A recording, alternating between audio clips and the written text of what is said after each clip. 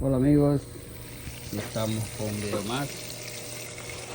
En esta ocasión una lavadora de la marca GE de monedas, pero puede ser GE, Mave, bien sea que no sea de moneda o doméstica.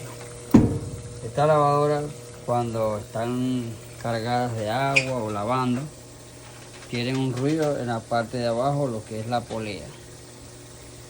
Entonces quiere decir que ya la suspensión está perdiendo la fuerza y el tambor baja un poco más. Entonces lo que es la polea en la parte de abajo pega de la base de metal y hace un ruido, y a veces hasta no se tranca y no lava.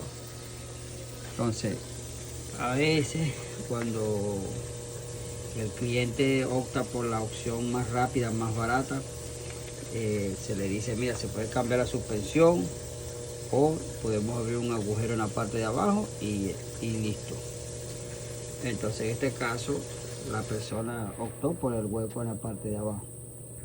Pero si ustedes no tienen para cambiar la suspensión en otro país, que no las encuentren, o usted no tenga dinero, o ya la lavadora esté en sus últimos días, no sé, ustedes no quieran cambiarla, pueden abrir un hueco, lo cortan a todo el cuadrante de la polea y así van a ganar más espacio para que esa polea grande no pegue del metal.